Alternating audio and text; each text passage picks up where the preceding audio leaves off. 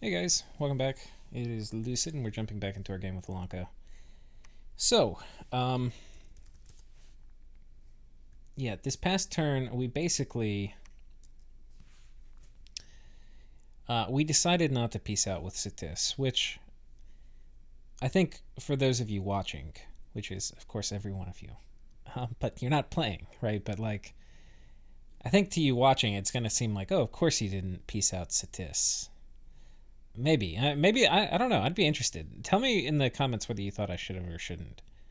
Because the case, and I do believe the player, right? So just when you say whether you think I should or shouldn't have pieced out Ctis, know that I actually believe he would have fought McCone to the point of like ruining McCone, and that is of immense value to me. So I don't know. I was really conflicted, but I decided not to do it because I was pretty sure I could decisively take the fight, and I would rather.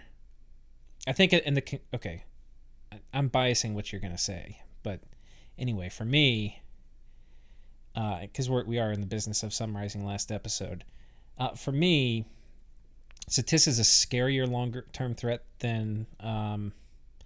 First of all, the player's really good too for Ctis. I mean, they're new, but they're playing really, really well. Or they're new to multiplayer, but anyway, I mean, they've seen videos and have read a lot, and they're very knowledgeable about the game. So, anyway, yeah, I think Ctis is scarier in the late game. I do think we could kind of crush McCone, but then I would be fighting Ubar and Ctis, and I would actually rather have Ctis's resources for myself and be fighting McCone, to be honest.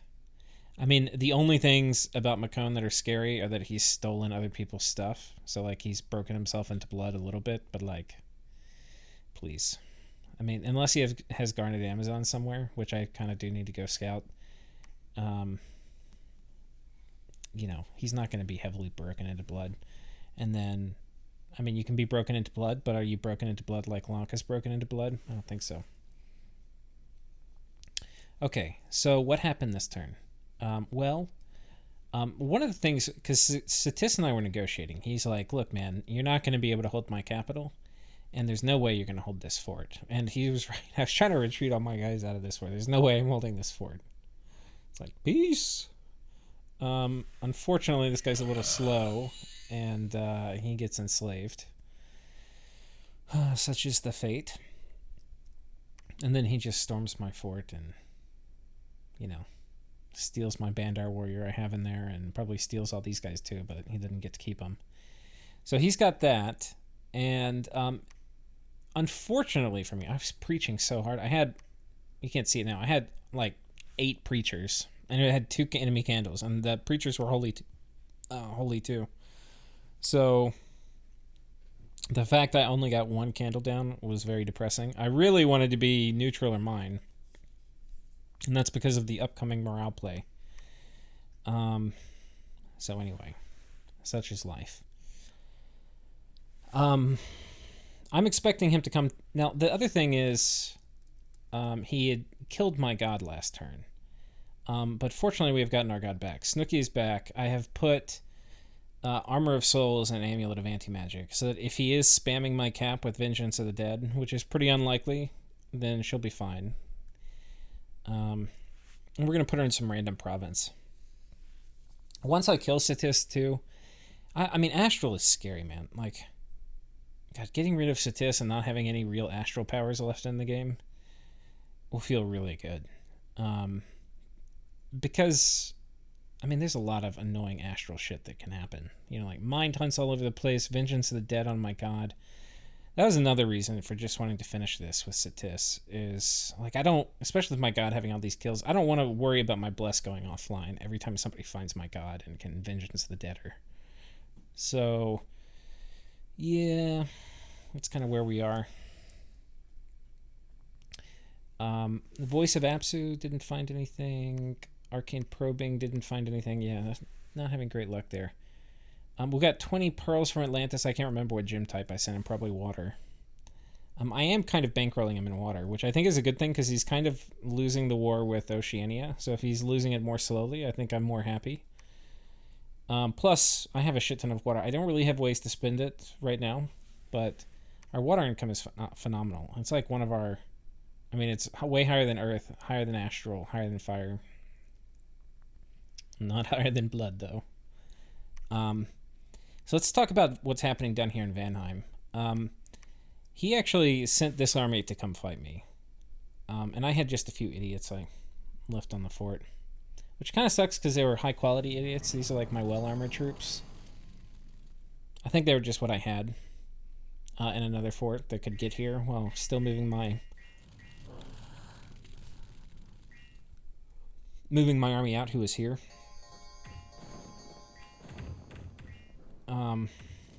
We should kill a couple of these giants, though. Giants are pretty big and beefy, though. Oh, the banishment's coming out. We might not kill any. Do we kill any? We don't. We managed to bait out a little bit. Some fire elementals. Some earthquakes. And then his illusionist died. I don't know if that's from... That might have been from Earthquake, actually. Okay. I mean, that just happens. It's not a big deal. Here we roll out. Got our elephant squad. Got some sacreds. We've got some long dead. This would kill a thug pretty regularly. Like, I don't think a thug... Anyway, very safe moving this around. And we raided here, which is great. Also, recall, we found... This is a 5 air gem site. This is so good.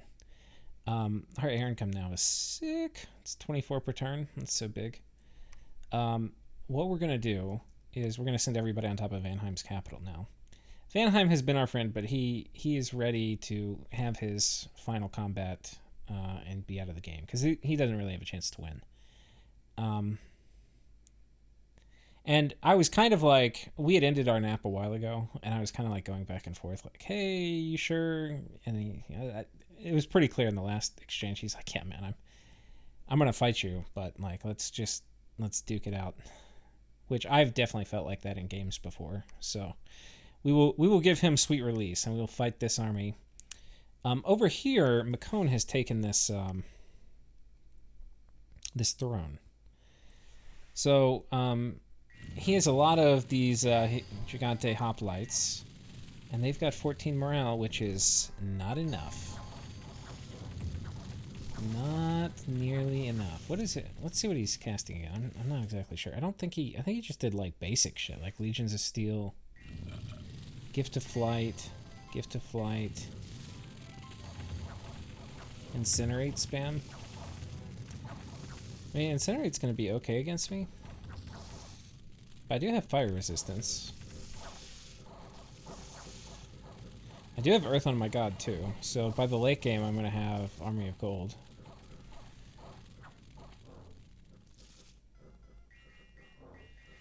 The question, really...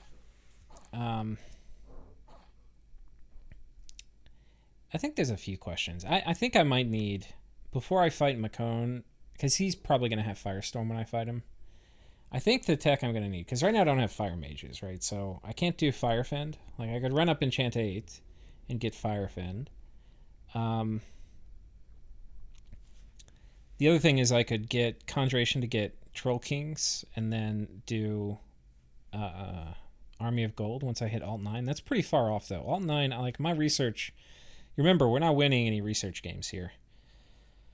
We're not hard... Like, this is pretty good research for Lanka, especially for, like, a Undead Chaffrey animation Lanka. Like, we're doing good, but we're not winning any contests. So, I think what we're going to need for fighting these idiots is we're going to need more of these Mages of the Winter. And the spell I'm going to need is this one. Warriors of Nephilim, which is going to give 5 fire resistance to everybody. This will make us much more resistant to Firestorm. It's also going to make us more resistant to like Incinerate type of spam. So anyway, I think we're going to do that. To cast it, we need to be... Basically, it's going to be one of these guys with a water bracelet and probably a water lens. And then it's going to need 2 more gems. It's going to basically need to be a water 3 with 3 gems equipped. So, and if we go, we're already going 6 alteration this turn. We'll get it this turn to get darkness. I kind of wanted to skip this for now and run straight to blood to get Mandahas and just do darkness that way. But anyway, we're getting this. And then coming down here, at 7, we get Fog Warriors, which is, of course, wonderful. Ground Army, which also is kind of nice, especially if I want to bring my god somewhere. Will of Fates, which we can't really do. And I'm trying to think if there's anything else here in particular. Not really. Pretty good stuff. Unrest reduction. That would be kind of cool, actually. I don't think the PD is necessarily that great, though. The PD bonus. And it also, I don't think it goes on your forts. I'm not sure. I know a lot of like the sites that give you bonus PD doesn't go on your forts. We could test it. But anyway, we're probably not going to. Yeah, so we're coming up here. Now, we'll talk a little bit about the scripts for these upcoming battles. We're going to basically be doing the same thing in both cases. Well, no, that's not completely true. Here we're going to be doing Wailing Winds and Blood Rain, and Bloodlust, and Mass Flight, and Relief.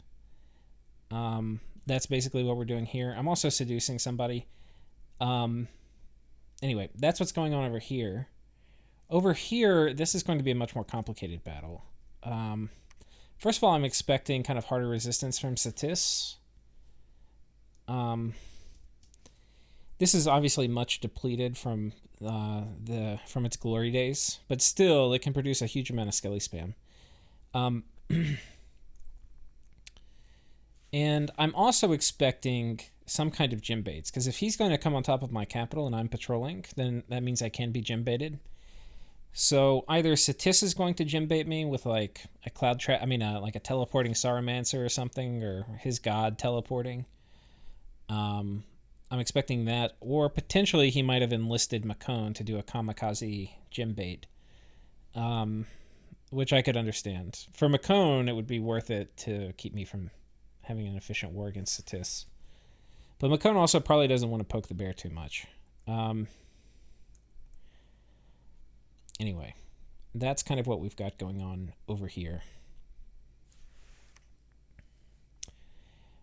So anyway, the script that we're doing here is a bit different. And I think, I did show you the test game of kind of what we've got going on, but basically it's what I described before, but we're adding in Wrathful Skies and Storm, and we're not doing Mass Flight. Those are the changes, really.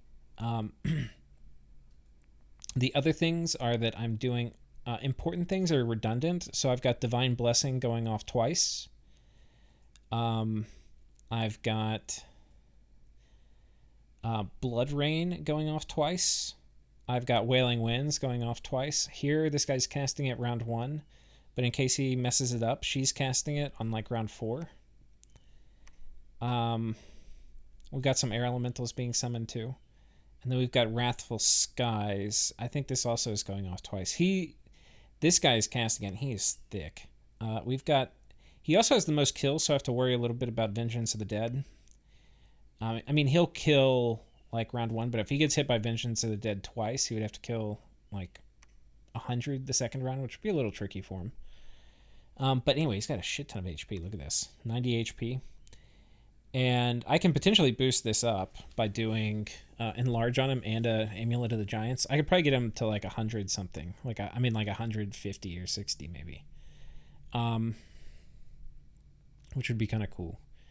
But anyway, he's the ideal caster for Wrathful Skies, because not only am I going to need the MR gear on him to block Vengeance of the Dead, but he's also going to have such a high HP pool that all the chip damage he takes with all this MR gear on him, especially after he gets enlarged in combat, and hopefully has regen cast on him also in combat.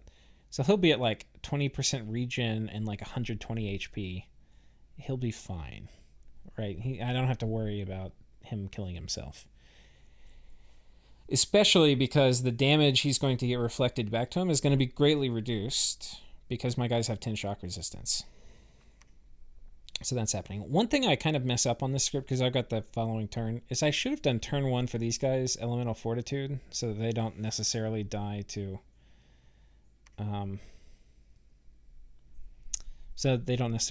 Wrathful Skies. Anyway, that's what we've got. And it's turn 53. We'll go ahead and go to my current turn. There's some other things I did. I'm also... we're also raiding. We're trying to cut off all the retreat routes from that army, if indeed they do come on top of Ctis. And they do. We actually just got this turn. So I was just talking with the Ctis player after this. So this is a bit odd. In Magic Phase, he has a Van Jarl jump on top of Ctis, which he was probably thinking this... He's just going down in a blaze of glory, right? So he's just attacking whoever. And anyway, he's still going after Ctis. So he probably thought, like, I don't want to fight only Lucid because Lucid's been my friend the whole time. And he's kind of just putting me out of my misery. So I'm also going to attack other people. I mean, he's also attacking me. But anyway, it actually turns out to be a move that really fucks me. Because I send a thug in over here too. And his thug kills mine. Because Van Jarls are pretty good. Now, he also happens to have the Iron Will trait. So he's got a bonus 4 MR, which might have been the difference between me winning or losing this. Because we should be able to hit him. Like, I'm actually kind of interested in why we haven't. Mirror Image, negated damage. Mirror Image, negated damage. Yeah, we're hitting him. We're just mirror images negating damage all the time.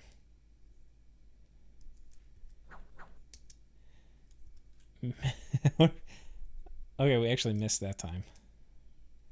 There he just smacked the shit out of us, though.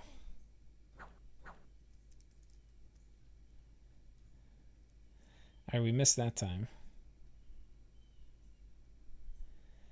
I think we've got some affliction. No, just battle fright. Okay, 20 versus 27. Okay, yeah, we should still miss a fair amount. Like, we should probably miss, yeah. So it kills us. I bet you run that 10 times. I bet you we only win probably like 3 or 4 times. So, we definitely could have won, but we didn't. And then, we have another Magic Phase attack. We get, he casts Arouse Hunger at us. I think this is 3 castings of it. And he's trying to gem bait me now before he comes and attacks. So he did indeed gem bait. I was thinking he was going to do it with like a Magic Phase Mage or something, but he's doing it with Arouse Hunger. And unfortunately, though, this triggers Wrathful Skies, which is going to kill a lot of my Blood Slaves. That was something I didn't think about. I don't know if I would change anything if I knew. I mean, there's not much I can do about it. Like, I do want to get it off early because I don't want to have all my guys enslaved in the main fight. But, God, if it went longer, too, I wouldn't have any Blood Slaves to actually get my spells off. So there's that, and we have a lot of big battles for you guys this turn. We've got this one in Ctis. So he's bringing everybody. And on my side, we have all of these idiots with kind of enough slaves still. I think the first message he sent me after he saw this battle was like, you brought 120 slaves to the first fight? Which I didn't even count. I just put enough on them so that I could survive 3 gym baits.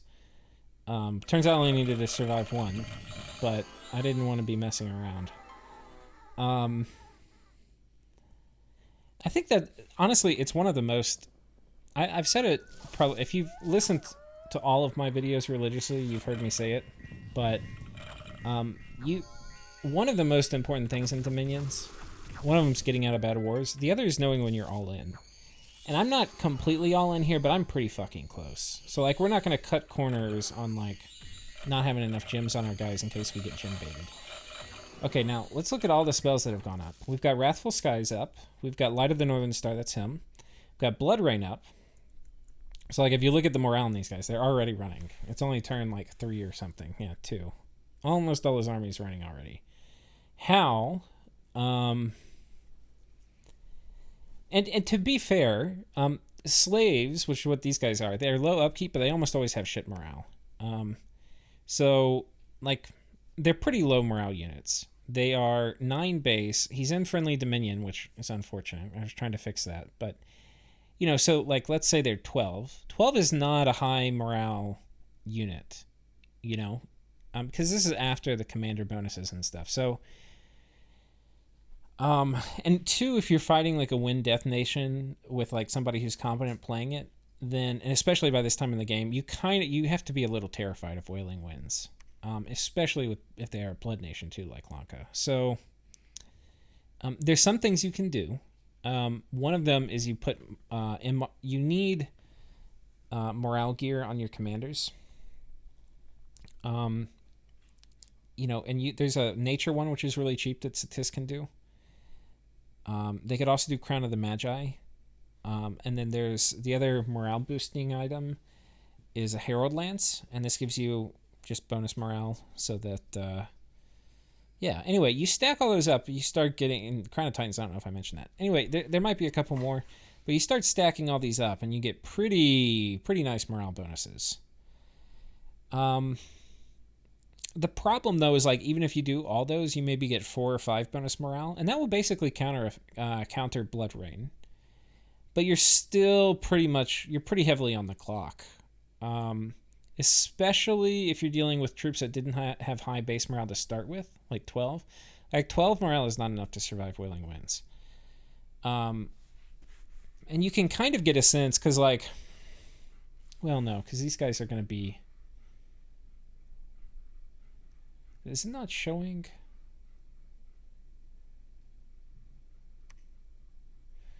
I don't know if it's showing. Let's actually watch this again real quick. I don't know if it's showing. Okay, morale 12. When Blood Rain goes up, I don't think it actually... Alright, there goes Blood Rain. Oh, no, it did go up. It did go down. So, yeah, current morale, it says, is 8. Yeah. But if you do the math here, it should be 12, but it's 12 minus 4. So, yeah. If you look at these guys, the mage's morale, it's currently 13 after Blood Rain, but and so that's going to give you a sense of kind of what would happen to the troops if they had all the morale items on the commander. You're still going to have some leave, but you can see most of the people who are ditching are the normal troops. It's round 3, and there's 3 of the commanders who have ditched. That's out of, like, I mean, maybe more. It's probably like 4. It's probably like 4 out of 40. So it's like 10%, right, by round 3. That means you're probably going to have half of the commanders routed just from this by...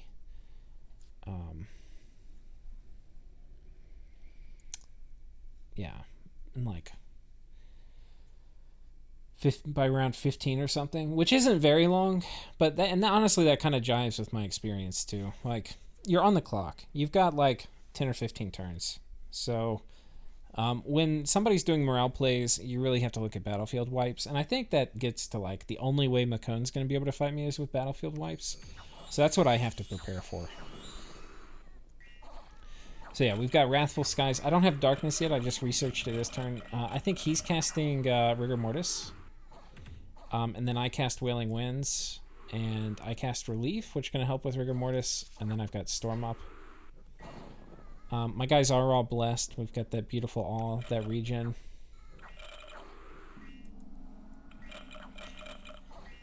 Wrathful Skies does combo well with Wailing Winds, because when their morale's this low, every time they get hit, they take a chance to rout. And every time their squad gets hit too, I think. Or actually, I don't really know how that part works. But, I mean, it's just a complete rout. Look at this. They're just all running. They're all running. I mean, if we look at... like, nobody's even getting enslaved. There's a couple air elementals they have over here. Now, my PD has run. And that's because they don't have great morale. And it becomes even worse with Blood Rain. So Blood Rain causes, if you're thinking about doing a morale play yourself, It's good to know. Blood Rain causes friendly fire, but Wailing Winds does not. And Ctis is all routed, which means the skeletons are very shortly going to be... well, we're not getting the message yet, but once we get the message, the skeletons are going to start disappearing.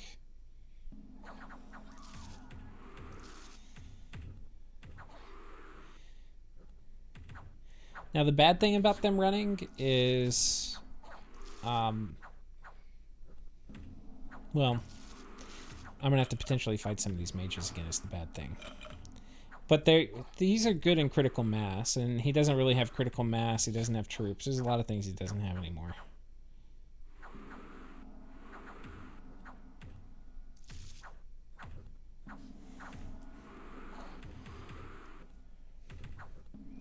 And yeah, we're just letting it do its thing. Pick up the speed here. We still don't have the route message from Ctis. That's kind of odd, actually.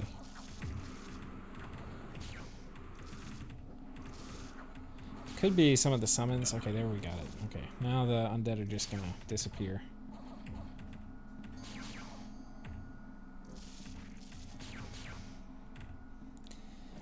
The other thing that's kind of a factor here is Rigor Mortis is up, so a lot of my guys are gonna be super high fatigue. Yeah. And my relief caster died because I didn't do shock resistance on him. That is something I need to think about, and it's kind of good to work out some of the kinks. It's been a while since I played Lanka.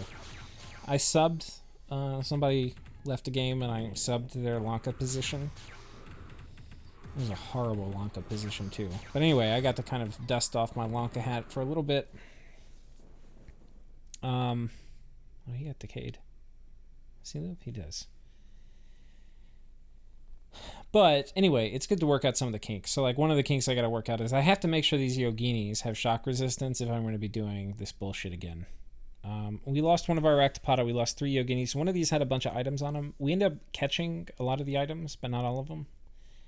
On Ctis' side, he lost everything. He lost his Fairy Queen. He lost his God. He lost the Lizard King, which was leading all his troops. These are the best leaders he's got. He lost his Sarumancers. He lost 20 of the 29 Shaman, which is a pretty important deal. He lost 9 of his 11 White Mages, which is really important. He had 3 Wraith Lords. They all died, though presumably they're back. And yeah, he lost actually not that many of his Elite Warriors. So probably a lot of the Elite Warriors died in the retreat, because we managed to block off all of the retreat routes. And then we also had a big battle in Vanheim. So if that wasn't enough entertainment for you, we've got more entertainment. And this is actually a much bigger army. Yeah. I feel like this is about how strong the Ctis army was before Ctis killed much of mine. Now, we're doing a morale play, but I am not doing Wrathful Skies here. I've got too much chaff, and I don't think it's going to be that hard. Unfortunately, some of my guys, well, they're on attack. I don't know why they're not flying right away. They should have taken up. I wonder if they were, because they are going to fly in a minute. Not actually sure. The elephant's actually not doing terribly well, but they're also kind of isolated. I was expecting them to be, you know, have more cover, and them to like smush people around to like make more surface area.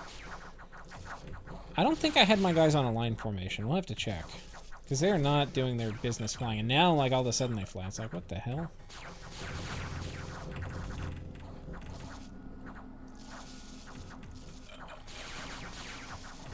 Anyway, if they did this at the beginning, I might not have lost so many elephants. Feel a little better. But yeah, they make pretty quick work of these guys, and we're actually pretty good against storm demons because we've got that 10 shock resistance. So they do non-lethal damage, and we can probably regen through most of it. And yeah, I mean, there's just nothing Valheim was going to be able to do. Storm elementals, storm, wrathful skies, nothing was going to matter. The one thing that would be kind of good against me would be fog warriors. and that's because I don't have magic weapons. But I think I had the morale play going, so he would have run anyway. But it probably would have been the best thing he could do.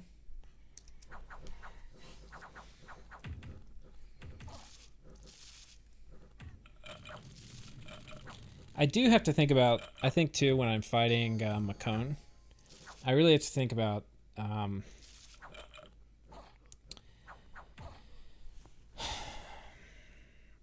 I'm going to deal with him casting Fog Warriors. We can, because honestly, with the protection buffs and him casting Fog Warriors, the fact that my guys do a shit ton of damage won't matter. Anyway, that's definitely a concern for me. The solution, of course, is getting the expensive troops mixed in, and they'll, but I don't know. I'm not super sold. So anyway, here's what happened in Vanheim. We got a crystal shield, we got earth boots, we got a skull of fire, so that's a fire booster, which is pretty solid for us actually, and a firebrand. So all that's really good. We lost almost all our elephants. We lost 2 Anasura and 7 Rakshasa warriors and 12 Palankshas. And Palankashas.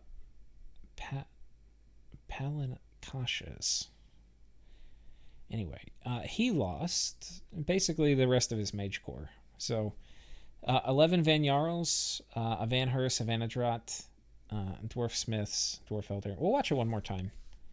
I kind of want to see... I was kind of just rambling on. Let's actually see what he's casting.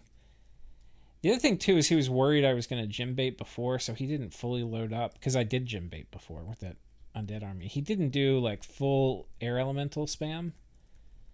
He might have been thinking the same thing here, but he does have more gems. He's got kind of a lot of gems on these guys.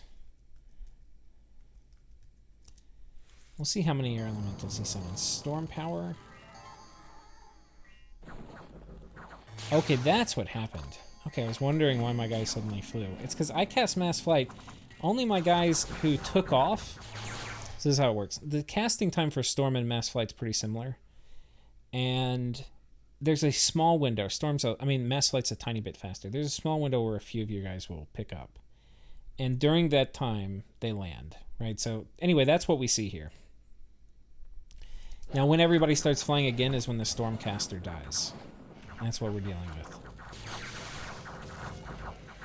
So summon Fire Elemental, Thunderstrike. I think a lot of their scripts got interrupted by my guys jumping back here. Because, like, some of these guys still, I think, have a lot of their air gems, right? Yeah, like this guy still has some.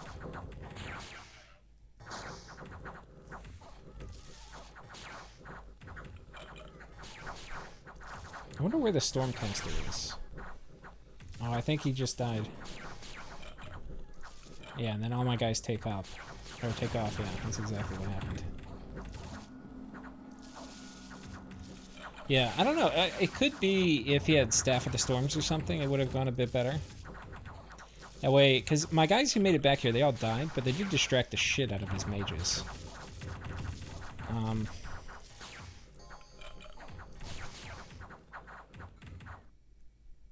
Anyway, this is where we stand. So yeah, they all died. And yeah, there's a fair amount of Van Heers. And this probably is all he has left. So this turn, the name of the game really now. So Ctis has announced in the game channel that he's ending his naps with all his neighbors so they can vulture. And for Ctis, that means he's already got some stuff coming down like right here. So Macone's going to go ahead and grab this throne really fast. I'd like to grab this one. And I want to have a good border with Macone over here. Like, I want to at least get these 2 forts. I don't know if I'm going to be able to get more than that. And I'm kind of depleted over here, and I need to get this one too. There's a Wraith Lord here also. I don't know. This might be where he's summoning Wraith Lords from. I think his global's still up. Yeah, he still has Well of Misery. So Ctis isn't done. He's still got stuff. We've got a lot of guys here, though. Our siege power is still really good. So we're going to be able to one-turn pop all these forts. But I don't think there's much left he can do. just bringing a lot of slaves and do wailing winds and mass flight and go kill him. And there's nothing that he can do now. I don't even think there's a mage ball that I have to worry about. So anyway, that's where we are. For research, we finished Alt 6 too, so I can also, if I want to, which I don't think I will, I can throw in Darkness. Anyway, that's an option. The other thing I can do versus Macone is I can also, and I have it now, I have Skeletal Legion, so that's going to be really nice. A lot of the things I have aren't going to be super great against Ubar, though. I can still do the morale plays, which will be pretty good. But, yeah, they won't be quite as... but, like, Darkness and stuff you won't care about. But, like, imagine me fighting this army with Darkness and Skeletal Body. And the morale plays going. He's not going to be able to do anything. It'll be just devastation. Complete and utter devastation. And Ctis has already told Macone all the stuff I'm doing, so that's going to be a little annoying. I don't get any kind of surprise in that.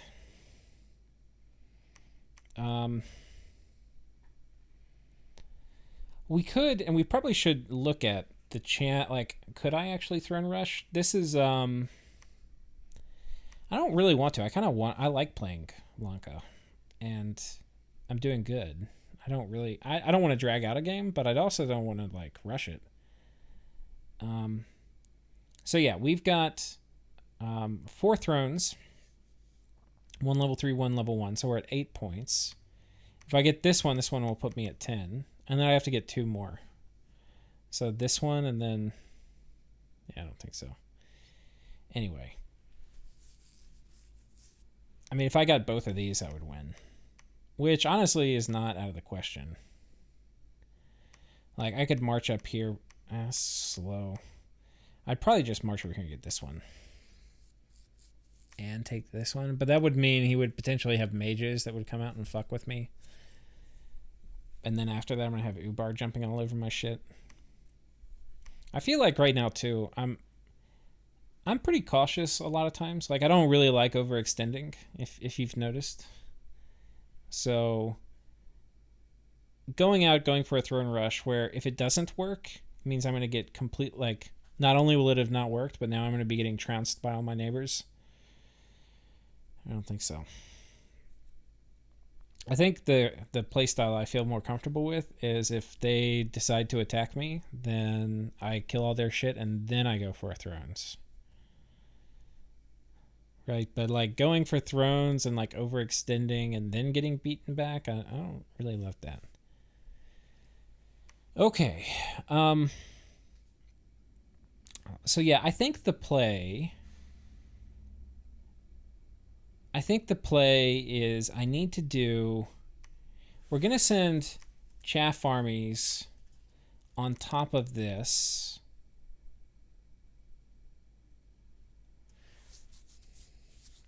Maybe I send a few sacreds, one guy to do mass flight, all these guys, and then I send most everybody else on top of this.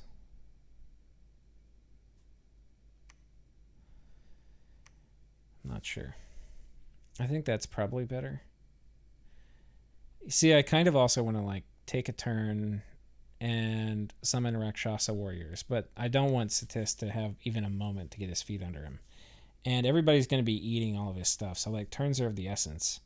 But this war's been pretty expensive, and I don't think there was a way around that. Aside from piecing out with him. I think I played it pretty well.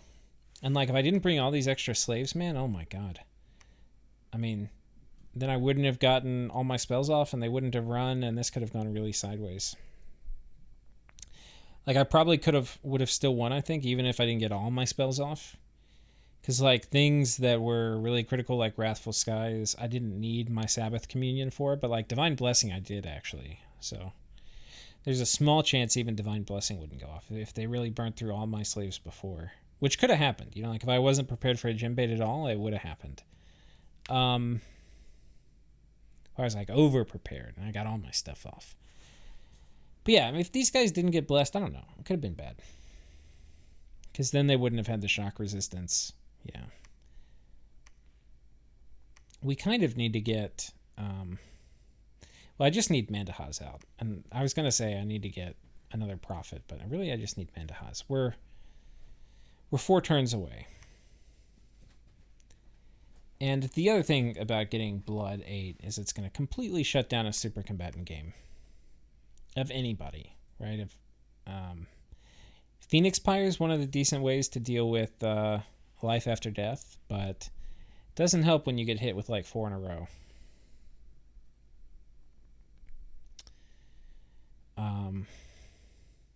And I can patrol out all of his invisible dudes. I'm a pretty good matchup for Ubar. So I think that's basically going to be the plan. Minimal commitment as possible to take this out. Major commitment to take this. Major commitment to take this. And if I get this, then I go for these. Yeah, and if I get all of this, I'm going to feel pretty damn okay. Pretty damn okay. I'd like to see what sites he has, too. I don't know. You know, there's a chance I could even get more. Like, man, if I got all this and I was next to this throne, it'd be intense. And yeah, I don't think Vanheim has anything left. So we're going to storm here. I've got plenty of siege strength. What I'm probably going to do is storm this with my sacreds. And then I'm probably going to send all my garbage over here to pop this with like 1 thug. And the thug will just jump inside and kill everything. That's the plan, I think. Oh no, some of our sacreds retreated. We got our first illusionist out. I mean, that's cool and all. I didn't realize it was slow to recruit. I mean, these are really good, though. I guess we still get them. I kind of want more Raktapada, though. We gotta get... There's a lot of good bloodhunting provinces here. Like, this province, right on the edge of... Like, maybe I shouldn't bloodhunt it. It's probably too high, but... this province we can bloodhunt. 4,000 is in range. Can burn that shit to the ground. This province we can bloodhunt. Burn this shit to the ground. This province we already started bloodhunting. We're burning it already to the ground. Yeah. So yeah, that's probably going to be the play. Chaff over here, I'll probably send 1 mage with them. And the main force here is going to go in. These are the boosters we got. We got Earthboot, which is really nice, and the Skull of Fire. Which means I'm actually Fire 3 now. Because my guy in my capital, we empowered him. Because I wanted to have the Fire Death crosspath and the Fire Water. So I could do Rune Smashers and do Wind of Death. Because Wind of Death is another thing that's going to fuck Makon over. I don't think it'll fuck Ubar over. No, they'll be mostly okay. If you're worried about Wind of Death, like the ways to counter it are having high MR, which these guys have, being long-lived, which is good, and having high HP. If you're long-lived and have high enough HP, then it just won't kill you, period. If you're long-lived but your HP is not that high, but you have regen on, so like you cast mass regen, then you'll also live. So anyway, there's a ways to deal with it. These guys are not going to be super vulnerable. We could probably get their mages, but their mages don't live very long.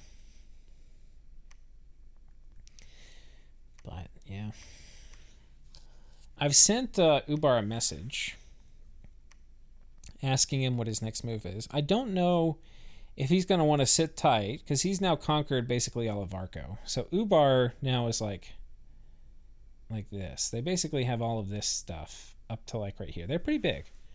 But I think I'm pretty firmly in position 1 now. Makon is scary because they've got kind of unlimited gold with the fact that they basically have the Federal Reserve set up over there and they're just printing out paper money with fire gem trading and alchemy and stuff. But I don't know. I'm trying to we'll see. I'm going to try to work on Ubar to get him to go after Makone with me. I generally don't try to Diplo players very hard if I don't think it's a good idea for them. I think I'm far enough ahead, especially getting like both of these caps and being a much better nation than Makone, that I don't know. I think Ubar is going to turn on me. I think I'm going to have a 2v1, but I would rather fight Ubar and Makone than Ubar and Ctis, to be honest. But hopefully the timing... I think like what I might be able to do with Diplo is just be friendly. And maybe he's not ready to do it yet. Whenever it happens, I'm going to get elfed, which is going to suck. But what I do want to have in place is I want to have 5 Blood Hunters. I want to have life for lifers set up to basically catch any thugs coming in. So anyway, I need to do that. I've made some more Sanguine Dowsing Rods. Oh my god, I have more Blood Slaves. I made some more Sanguine Dowsing Rods this turn. And so I need to get those deployed. How many did I make? I made a lot. 5. So yeah, we need to get those deployed. I probably need to make some more Shadow Imps to run around and ferry Blood Slaves hither and yon. And... I want to make sure, like I was saying, I have 5 Blood Hunters in every province. And the reason for that is because... Actually, I could probably... No, you can't do it with... So with Blood, it's a little bit weird. You have to actually be the level. You can't... If it says you need to be Blood 3 to cast Life for Life, you need to be Blood 3, even though it only costs 1 slave. You can't do it if you're Blood 2. Somebody told me that, and I believe them. So, and I think the tooltips for like the coloring of it's wrong. So like, I think if I was Blood 2 and I put enough Blood Slaves on, I'd be like, oh sure, you can cast it, and you can't. Somebody's definitely told me that. I may be making fake news, but I'm not going to look it up right now. Anyway, regardless, with 4 Sabbath Slaves and 1 Sabbath Master, we can script the Sabbath Master to Sabbath Master. And then, what's the fatigue of this? 200? Yeah. So I think we script the Sabbath Master to Sabbath Master, Reinvigoration, Life for a Life, Life for a Life, Life for a Life. And if you're going to send a thug in that's going to survive 3 Life for a Lives in a row, which is 40 armor negating damage, good freaking luck. Good luck. I won't say it's impossible, but I will say it's very freaking hard.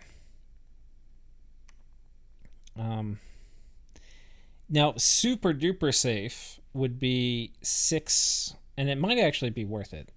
Just do 6 Sabbath or 6 slaves, 6 Blood Hunters. That way I have 2. And this is more like I'm worried about like, a Cyclops coming in or something, right? Or a Madrid, like really heavy duty. But it's not a major investment. It's only 1 more dude. And could have a pretty big difference. The thing that's annoying about getting this set up is if you're doing it in a province that doesn't have a lab, you have to like manually micro how many slaves are on each dude. That's annoying. Because like, you use the Z commands, like to pull all the slaves, you hit these guys and you do Shift V and Shift Z to like move these things around. But like I've taken this is Shift V to pull them onto the people I've selected. I've taken them off, but really what I would want to do once I have this script set up is like, have one of these on each of these idiots, like so. Right? And then I would have like 5 or 6 on each of the masters. So we need to get that set up pretty freaking fast.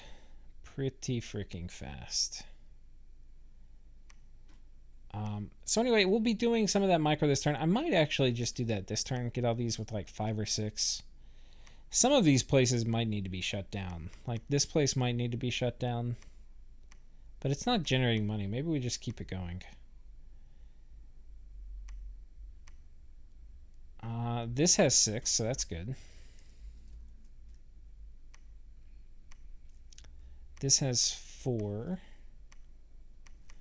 So we'll go ahead and give this place 5. So anyway, I'm going to go and do that. I'm not going to bother you with all the micro, but yeah, this is kind of the first part. I haven't even, because I've kind of just been summarizing. I haven't even really showed you guys the blood hunting micro. Normally what you just do is you go to each province. Ideally, you'll have a scout you've sent to each province. And you just come here and you hit Shift V, and it's going to pool all your blood slaves on one of your dudes, and you just pull them to the nearby lab. And the other part of it is kind of making sure you have... well, for this one, I want this guy to be a blood hunter. I mean, a patroller for a blood hunting province. So what I'm actually going to do here is... I'm going to take all of these little monkeys, and we're going to take the worst monkeys, because I don't want to take the monkeys that are good at combat. And we'll just go ahead and destine these guys over here. And we'll start blood hunting this one. So that's the other thing, is of course managing all of the patrollers. And like these idiots, they can all take their sanguine dowsing rods. And I think we'll send them 5. Yeah, let's go burn this place to the ground. The other thing I'm going to have to do, and I'll... Oh, nice. I think we're going to make Rakshasa warriors here. Make more of these. I need more. We've got a ton of these Raktapada we've been making. And I need to make more of the Amulets of the Dead, because it really does make a big difference in how efficient they are. God, I still haven't gotten the Earth Astral Crosspath. Kills me. Okay, I'm going to bid for Ferris the Iron Wizard. I'm going to get him, and I might even twice-born him.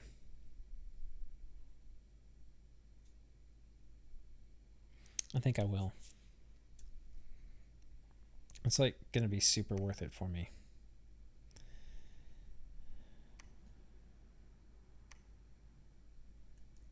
I think we're going to get him here.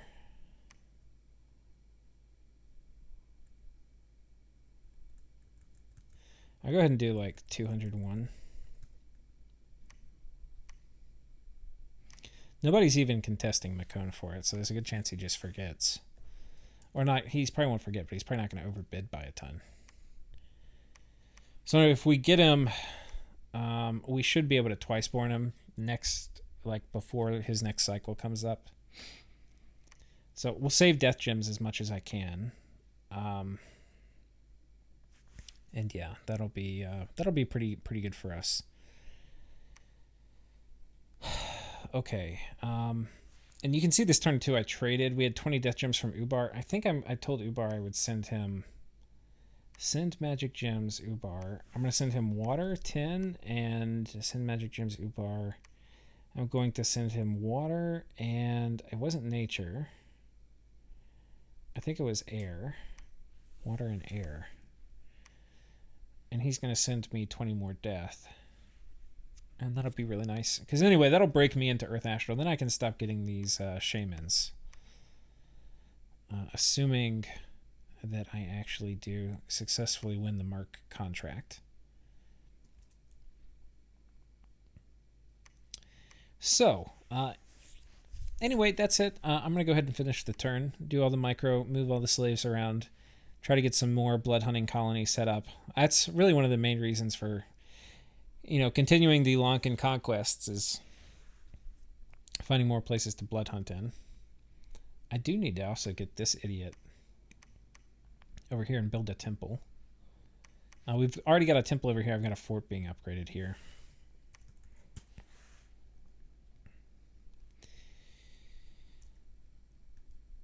And yeah, anyway, I will see you guys next time. Hope y'all enjoyed.